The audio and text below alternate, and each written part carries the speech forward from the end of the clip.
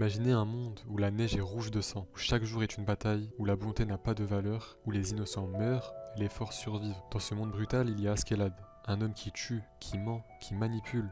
Mais ce n'est pas un simple monstre, c'est un stratège, un calculateur et un survivant. Il ne cherche pas la gloire, il ne cherche pas l'admiration, il agit dans l'ombre, mais son impact est immense. Aujourd'hui, je vais vous raconter qui est vraiment Askeladd et pourquoi il change Thorfinn, pourquoi il montre la violence non comme un spectacle, mais comme un instrument. Ainsi, la question se pose, Askeladd est-il un héros ou un monstre?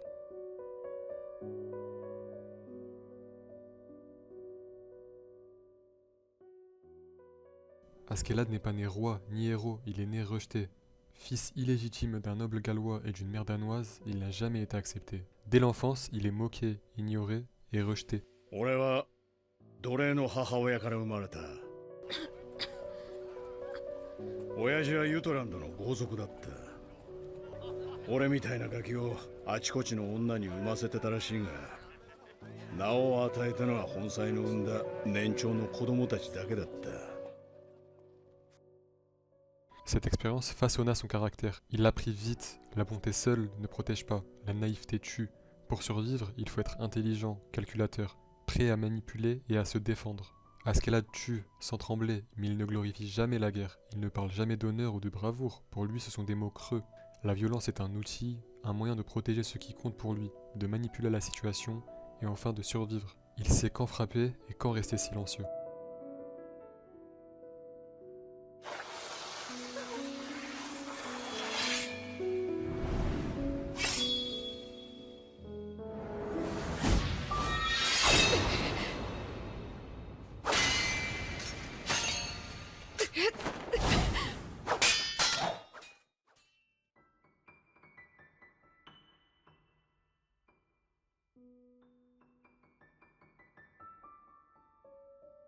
Et au fond, Askeladd sait qu'il est un monstre. Il tue, manipule, vole des vies. Mais il comprend pourquoi. Dans ce monde brutal, les innocents sont écrasés. Les bons ne survivent pas, alors il accepte d'être ce monstre nécessaire. Mais Askeladd n'est pas vide, il a une cause à protéger. Le peuple gallois, un peuple faible, menacé par les vikings. Il devient alors un démon. ここは俺たちの土地だってでああそう僕たちケダモノですか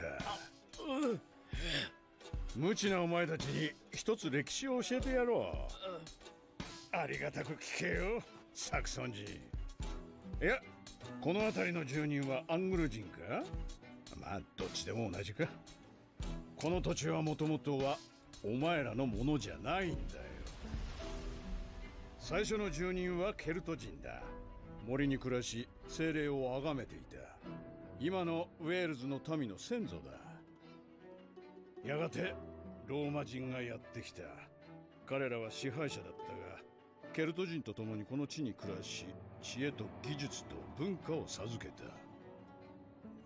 ローマ人が去り最後にお前たちアングル人とサクソン人がやってきた500年ほど前のことだお前たちはケルト人に何ももたらさなかったそれどころかケルト人を荒れ地へ追い出してこの豊かな平原を独占したんだ嘘だ嘘じゃねえよデーン人がケダモノだってんならお前らアングロサクソンも相当ケダモノなんだぜお前たちは暴力でこの地を奪った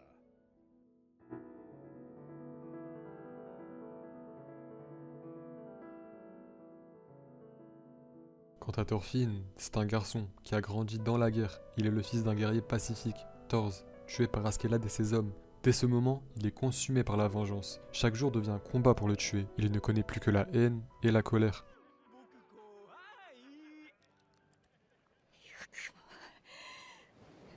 よくも父上を殺したなお前も殺してやる絶対に殺してやるぶっ殺してやるぞ殺してや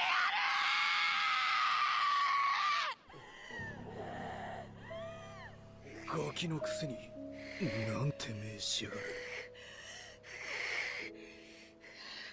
どうするアシュラッド海に捨てるかほっとけどうせすぐ死ぬ。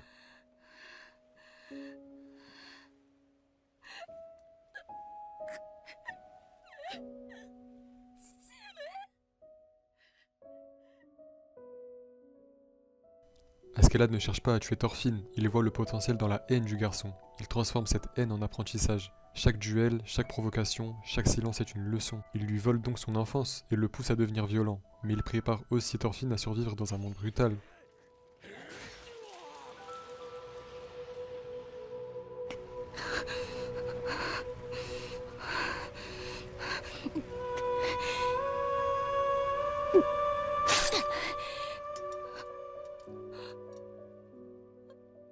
Dans la fin de son développement, Askeladd est entouré d'ennemis et sait que sa fin est proche. Chaque action qu'il a menée jusqu'ici, tuer Sven, manipuler ses hommes, protéger Canute, converge vers ce moment. Il choisit alors de mourir pour protéger le prince et garantir la survie du pays de Galles. Le moment le plus poignant arrive quand Thorfinn s'apprête à le tuer. Pendant des années, Thorfinn a vécu pour se venger, animé par la haine et la colère. Mais dans ces derniers instants, Askeladd le regarde calmement et lui dit «お前、どう生きるつもりだ？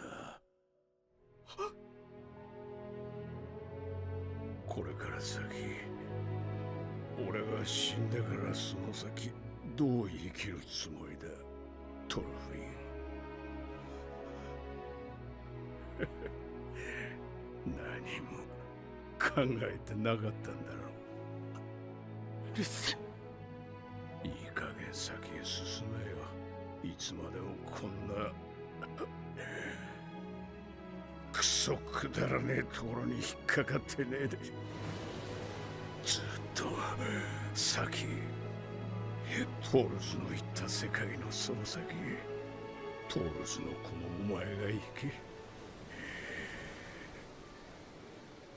それがお前の本当の戦いだ。本当の戦士になれ。トールズの子。